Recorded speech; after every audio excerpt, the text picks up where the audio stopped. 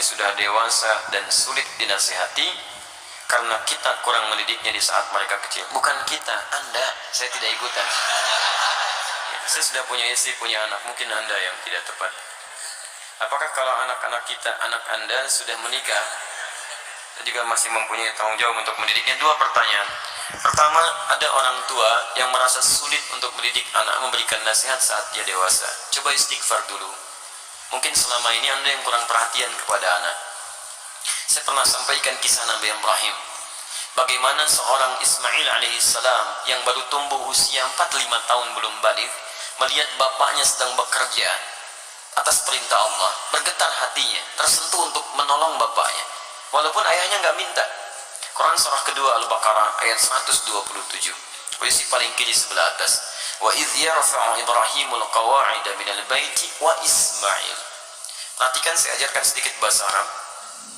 Dalam uslub bahasa Arab, ungkapan bahasa Arab, kalau ada dua subjek mengerjakan satu pekerjaan, subjeknya disebutkan langsung di depan, maka ini menunjukkan porsi pekerjaannya sama, sebanding.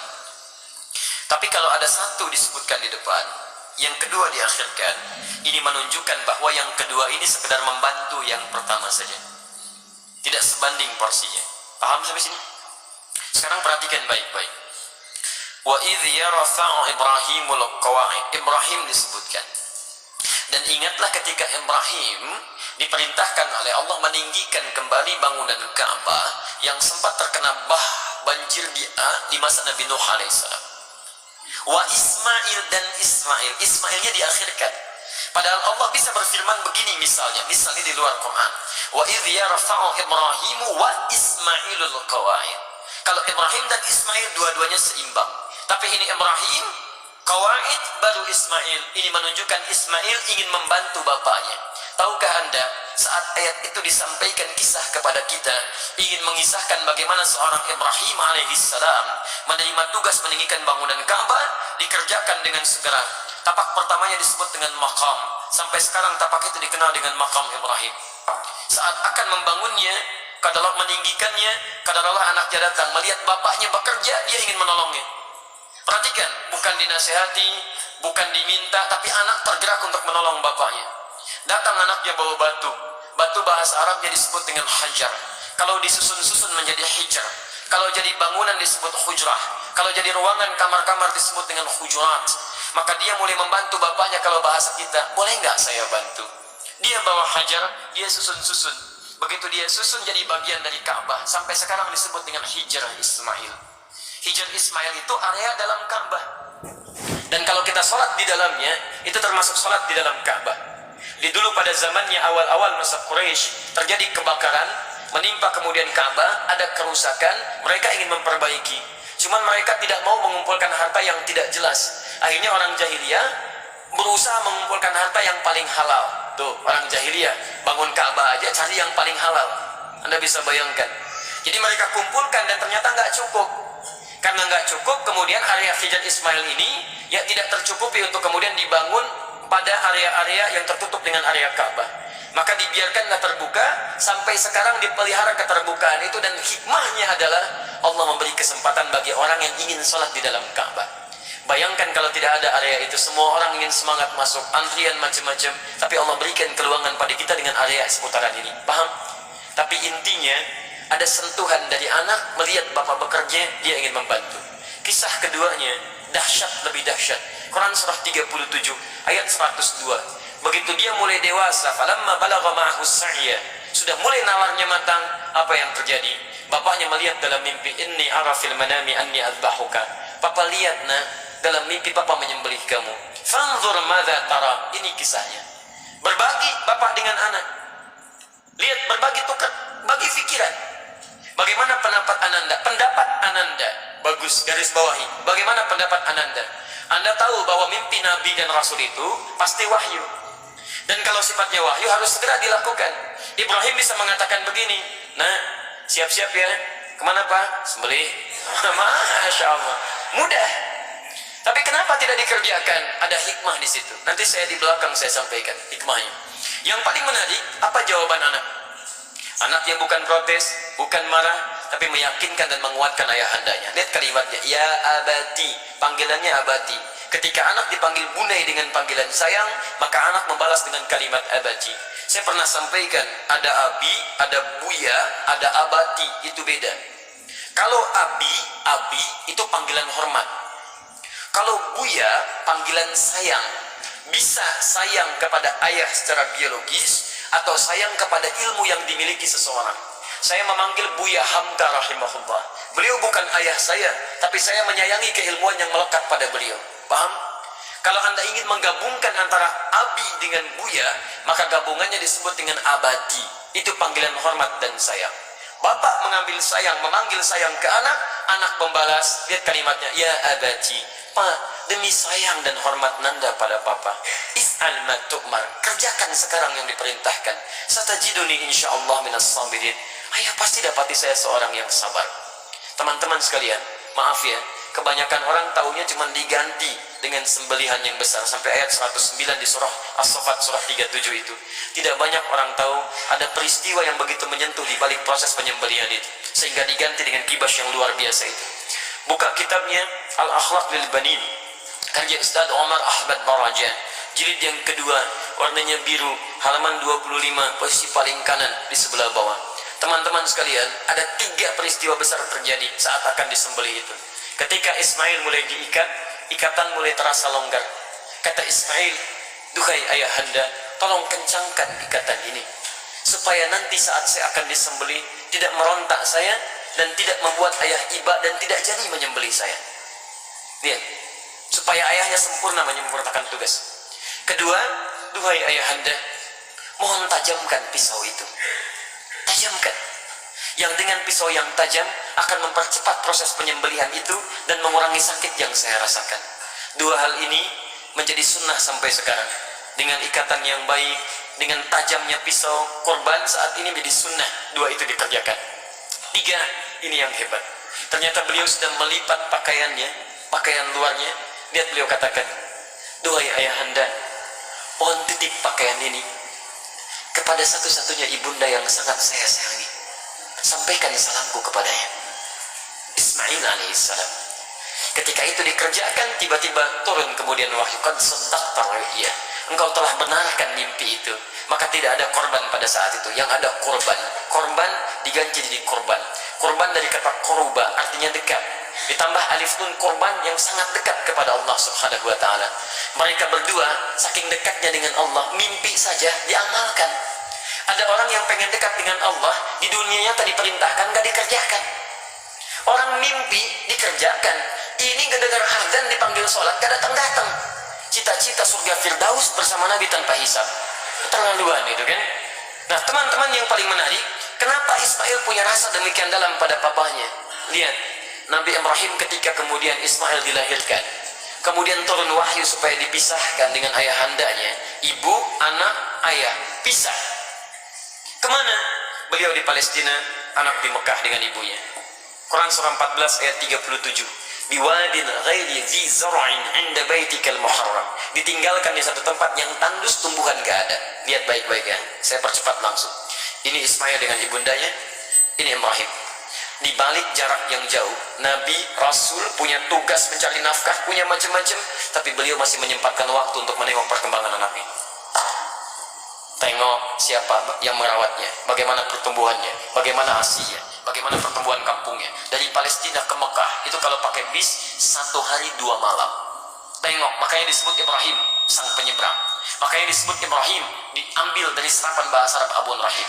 Yang paling hebat, kenapa itu bisa terjadi dan bagaimana feedbacknya kepada kita semua, kita lanjutkan setelah menunaikan salat isya berjamaah. Kita coba lanjutkan, Irsa dimanapun Anda berada. Kesulitan nasihat yang diterima oleh anak terkadang bukan karena anak itu tidak mau mendengar nasihat orang tuanya, tapi seringkali diakibatkan karena orang tua tidak memiliki perhatian yang cukup kepada anak sebelumnya. Perhatikanlah bagaimana Nabi Ibrahim, seorang nabi, seorang rasul, seorang ayah, yang dengan segala kesibukannya itu masih memberikan waktu yang luang untuk bermain, mengamati, dan hadir dalam keadaan dan permainan anak-anaknya. Sehingga apa yang terjadi? Walaupun tinggal beliau di Palestina, anaknya berada di Mekah, itu masih tetap bisa mengontrol, Pak. Beliau melihat bagaimana lingkungannya, perkembangannya, mainnya, tentang asinya, tentang kisahnya. Sehingga ketika orang tua hadir dalam dunia anak, anak tidak merasa kehilangan dengannya. Itu yang dimaksudkan di Quran surah ke-31 ayat 13 sampai ayat 19 itu. Ada 4 pendidikan dini yang harus ditanamkan pada anak sejak awal, sehingga anak itu akan mudah nanti mendekat kepada Allah, dekat dengan orang tua, dan bergaul balik dengan lingkungannya. Ayat 13-nya pengajaran tentang tauhid, ayat 14 sampai 15 mengajarkan tentang bagaimana pendekatan anak dengan kedua orang tuanya. Ayat selanjutnya mengajarkan tentang bagaimana pendidikan sholat ditanamkan sejak dini, dan yang keempat tentang akhlak supaya dia dekat dengan lingkungannya. Nah, ini kadang-kadang yang kita lupa. Mohon maaf, kita itu bukan nabi, rasul juga bukan, surganya tidak sedekat Nabi Ibrahim. Maaf, gelar kita bukan Khalilullah, bukan Abul Anbiya. Sesibuk apa sih? Kadang-kadang pekerjaan berangkat gelap, pulang gelap, anak tidak bisa terlihat dengan baik. Ini barangkali yang menyebabkan anak-anak kadang ingin mencari perhatian, bukan karena nakal, tapi mungkin karena orang tuanya tidak hadir dalam dunianya. Yang jadi persoalan. Saya mohon Bapak Ibu sekalian, kita sudah punya pengalaman yang sama. Ya, setiap Anda pulang ke rumah, anak kan tidak akan menyebut dengan profesi Anda. Anda jadi direktur di kantor, tapi di rumah anak Anda itu mengharapkan ayah, bukan direktur. Pernah Anda pulang disambut oleh anak, Pak Direktur, Masya Allah, hebat kalau begitu Anda. Saya selama ini pulang ke rumah, anak kami masih kecil-kecil. Sejak dia usia 3 tahun, anak yang pertama, itu menanti depan rumah. Gak pernah saya pulang sampai ke rumah dibuka, sampai hari ini dengan adiknya. Kalau menyambut kami, datang dia berdua, tidak pernah memanggil sampai hari ini. Ustaz, ternyata mereka menunggu ayahnya gitu. Satu kejadian, karena tahu saya sering kali pulang malam, dia siangnya tidur. Banyak dia tidur supaya tunggu malam saya datang. Ternyata kadang ingin menampilkan sesuatu, ingin menyampaikan pesan tertentu. Kadang ingin menyampaikan pesan bahwa saya sudah menghafal surat 8 jam tunggu-tunggu itu. Antum juga begitu. Anak antum mungkin menyiapkan karya macam-macam, cuman ketika pulang, beban pekerjaan Anda yang di luar itu kadang dibawa ke rumah, itu yang membuat kita tidak adil. Itu yang repot. Kadang-kadang masalah di kantor dibawa ke rumah. Nyampe ke rumah anak sudah menunggu, sudah menyusun senyum sebaik mungkin, ketika dibuka ayahnya cemberut. Papa, diam kamu. Hah? Kenapa mas? Kamu lagi ikut-ikutan. Ikut apa? Jadi nggak nyaman situasinya. Begitu saya datang tiba-tiba, Buya, main bola yuk. Main bola tuh. Main kita apa malam? Itu yang menarik. Sampai besoknya diceritakan sama bundanya, Buya itu capek kak, tunggu dulu ya, pijitin dulu, bobok sebentar, baru main. Besoknya ditunggu, Masya Allah, di depan pintu. Buya, capek ya? Masya Allah, ayo sini bobok, kakak pijitin. Pijitin pak. Bobok dulu, bobok merem, katanya merem. Begitu merem kita baru semenit, ya bangun, main bola yuk. Masya Allah. Tapi itu tuh susah didapatkan lagi ketika dia dewasa. Jadi kalau Anda nggak dapat sekarang, besok Anda tidak akan bisa meraihnya. Karena itulah orang tua seperti Ibrahim alaihissalam memberikan perhatian yang dalam. Anak itu punya rasa. Jangankan mendengar nasihat bapak ibu, ya nyawa saja mau diserahkan kok. Bapak cuma mimpi melihat kamu begini. Kak, kerjakan sekarang pak. Coba antum tes pulang dari sini. Bapak tadi ikut kajian Quran Sunnah Solution. Wah, dapat gambaran nyembelih kamu. Bagaimana pendapat kamu? Wah, sesat pak itu, jangan ikuti lagi. Repot gitu kan. Jadi yang pertama itu demikian. Pertama kita koreksi dulu. Yang kedua kita mendekat kepada Allah, berdoa, ya Allah, tidak engkau titipkan anak itu kepada ibunda yang lain kecuali pada hamba, ya Allah. Berikan kekuatan. Hamba yakin engkau tidak pernah memberikan ujian kecuali pada yang sanggup menjalaninya. Sentuh hatinya ya Rabb, sentuh hatinya ya Rabb. Ingat ketika seseorang telah menikah pun, kewajiban untuk memberikan nafkah berhenti memang. Tapi mohon maaf, perhatian itu kan tidak terputus. Anda masih berhak memperhatikan, memberikan arahan dan sebagainya. Karena itu, jangan putus dalam memberikan nasihat, sampaikan dengan cara yang terbaik. Kalau tidak pakai bahasa akal, gunakan bahasa hati. Setidaknya jadikan dia teman dalam kehidupan. Insya Allah dengan kalimat yang menyentuh, lama-lama dia akan tersadar. Jadi buka dengan doa. Setelah itu ajak untuk berbicara dengan bahasa hati. Nah, mama bersyukur kamu sekarang sudah tumbuh dewasa, cukup pintar, teman kamu banyak. Dulu saat kamu dikandung, masuklah ke situ. Besar harapan mama terhadap kamu. Tiap malam mama bermohon kepada Allah mengalirkan air mata, supaya kita itu bisa sama-sama duduk, sama-sama tersenyum, kita bisa bahagia. Saat kamu berada dalam sekian bulan, harapan itu semakin tinggi. Ayah menambah peluk keringatnya supaya kamu bahagia. Kami berdoa supaya kamu tidak seperti kami, makannya mungkin terbatas dan sebagainya. Pelan-pelan sampai sudah masuk ke dalam jiwanya, baru antum sampaikan nasihat-nasihat kebaikan. Insya Allah pelan-pelan di situ akan hadir kebaikan-kebaikan. Demi Allah saya katakan, sepanjang menjadi orang tua akan ada satu chemistry yang terbangun antara dua hati, yang satu sama lain akan saling tersentuh di situ. Semoga Allah memberi